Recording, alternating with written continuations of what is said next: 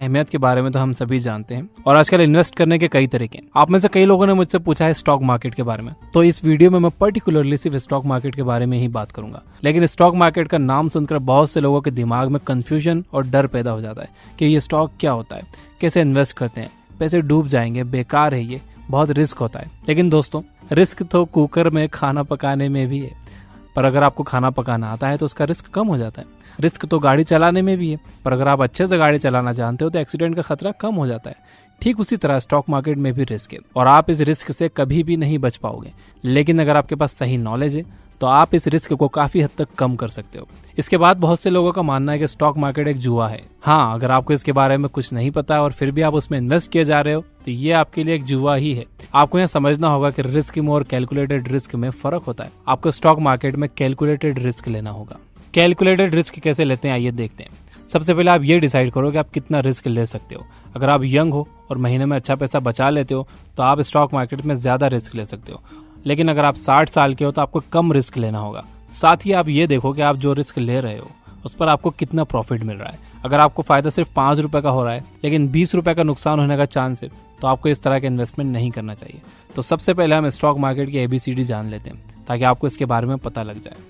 हर company को grow करने के लिए पैसे चाहिए होते हैं। कंपनी के फाउंडर के पास अगर पैसे हैं तो खुद के पैसे उसमें लगा सकता है, कुछ अमीर लोगों को मनाकर उनसे अपनी कंपनी में इन्वेस्ट करवा सकता है, या फिर पब्लिक फंडिंग के जरिए पैसे ला सकता है। पब्लिक फंडिंग में कंपनी आम जनता से पैसे लेती है। वो अपने बहुत से शेयर्स मार्केट में ऑफर कर देती है जिसे IPO कहा जाता है, यानी कि इनिशियल पब्लिक ऑफर। फिर आम लोग इस शेयर को उस IPO के जरिए खरीदते हैं और कंपनी के हिस्सेदार बन जाते हैं। इस तरह से कंपनी को ग्रो करने के लिए पैसे मिल जाते हैं। एग्जाम्पल के लिए, अगर एक कंपनी की कीमत 3 करोड़ है और उसने अपने 3 लाख शेयर्स निकाले तो उसके हर एक शेयर की कीमत होगी 100 रुपए। अब अगर आप उसके 20 शेयर्स खरीद लेते हो तो आप उस कंपनी में 2000 रुपए के मालिक बन जाते हो। आपका उस कंपनी में 2000 रुपए का हिस्सा है। इसी हिस्से को शेयर कहते हैं और अब आप उस कंपनी के शेयर होल्डर बन चुके हो। इसके बाद अगर वो कंपनी फ्यूचर में ग्रो करके 6 करोड़ की हो जाती है तो उसके एक शेयर की कीमत 100 रुपए से बढ़कर 200 रुपए हो जाएगी। आपके इन्वेस्ट किए गए 2000 रुपए 4000 बन जाएंगे। वैसे ही अगर कंपनी लॉस में जाकर 1 करोड़ की हो जाती है तो उसका एक शेयर 33 रुपए का हो जाएगा। आप जब चाहे अपने शेयर्स को बेचकर अपने पैसे को वापस पा सकते हैं। अगर आपको लग रहा है कि कंपनी डूब रही है या फ्यूचर में वो आपको प्रॉफिट कमा कर नहीं दे सकती तो आप उस कंपनी के शेयर्स को स्टॉक मार्केट में बेच सकते हो और उससे अपने पैसे वापस पा सकते हो। कंपनी को जो प्रॉफिट होता है तो वो कभी कभी उसे अपने शेयर होल्डर्स में बांट देती है। या तो वो अपने शेयर होल्डर्स को पैसे दे सकती है या फिर उसे और शेयर्स दे सकती है। इसे डिविडेंड कहा जाता है। कंपनी के शेयर्स के दाम तब बढ़ जाते हैं जब इसे बहुत से लोग खरीदना चाहते हैं।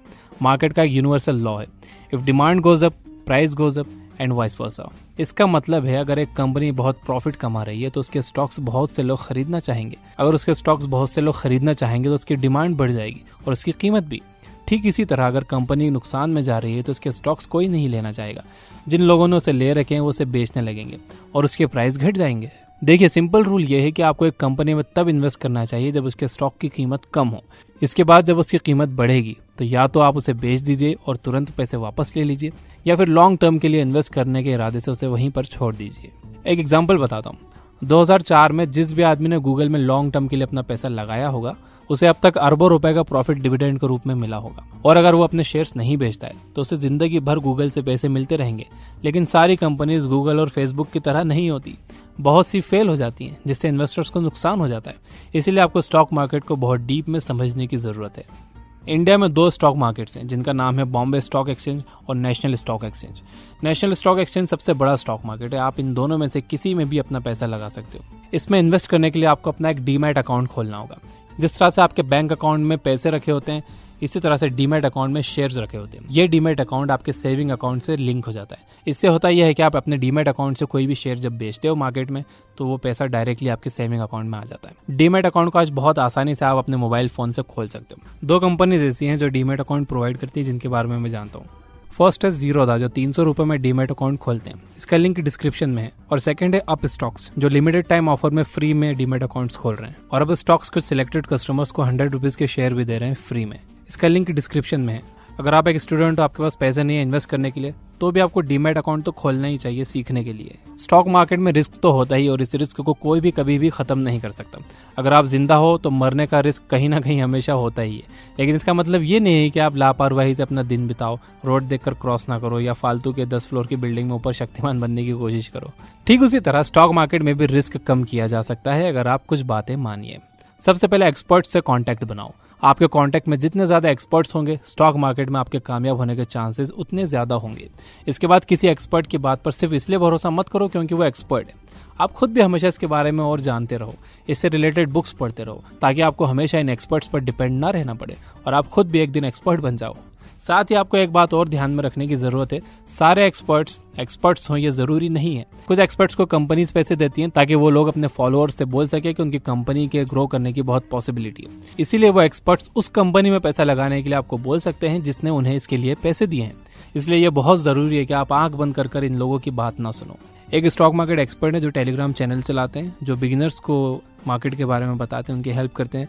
उनका लिंक भी मैंने डिस्क्रिप्शन में दे रखा है। दूसरी बात जो आपको ध्यान में रखनी चाहिए वो ये कि किसी भी कंपनी में इन्वेस्ट करने से पहले उसका बैकग्राउंड जरूर चेक करो।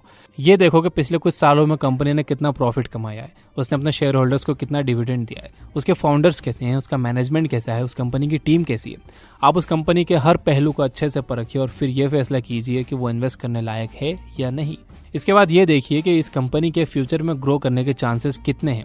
आप सोचते होंगे कि टेक्नोलॉजी और गेम्स की कंपनीज बहुत फायदा कमाती हैं। ये सच है, लेकिन वो ज्यादा दिन मार्केट में नहीं रहती। लोग एक ही गेम खेल कर ऊब जाते हैं, अब वो चाहे पबजी हो या पोकेमॉन गो। इस तरह की कंपनीज शॉर्ट टर्म में फायदा कमाने के लिए अच्छी होती हैं, लेकिन लॉन्ग टर्म में ये फेल हो जाती हैं क्योंकि लोगों को हमेशा कुछ नया चाहिए होता है। ज्यादा फायदा कमाने के लिए आपको एक कंपनी में लॉन्ग टर्म के लिए इन्वेस्ट करना होगा, लेकिन अगर आप शॉर्ट टर्म में पैसा लगाना चाहते हो तो उसमें भी कोई बुराई नहीं है, बस आपको उसमें फायदा कम होगा या हो सकता है नुकसान हो जाए। अगर आपको वाकई एक दिन वॉरेन बफेट और राकेश झुनझुनवाला की तरह एक बड़ा इन्वेस्टर बनना है और आप स्टॉक मार्केट को करियर की तरह चुनना चाहते हो, तो ये जरूरी है कि आप इसमें एक्सपर्ट बनो। स्टॉक मार्केट का कॉन्सेप्ट सिर्फ इस वीडियो में खत्म नहीं होता, ये बहुत बड़ा सब्जेक्ट है। अगर आपको इससे रिलेटेड बुक्स पढ़नी हो तो आप ये किताबें पढ़ सकते हो। The intelligent investor, the wealth of common sense, the Falcon method, the most important thing. इसके अलावा ये याद रखिए कि शुरुआत में आपसे गलतियां होंगी, आपको इन गलतियों से सीखना होगा। अगर आप सिर्फ पार्ट टाइम में स्टॉक मार्केट में इन्वेस्ट करना चाहते हो तो आप सिंपली म्यूचुअल फंड्स के जरिए ये काम कर सकते हो, जिस पर मैंने एक पहले वीडियो बनाई है। तो दोस्तों ये थी वो बातें स्टॉक मार्केट के बारे में जो मुझे पता थी, जो मैंने आपको बता दी है। अगर आप इन्वेस्टमेंट से रिलेटेड बुक समरीज पढ़ना और सुनना चाहते हो तो आप ये बुक ऐप डाउनलोड कर सकते हो। Finally, you guys are amazing, keep reading, keep learning, keep growing. Thank you for watching.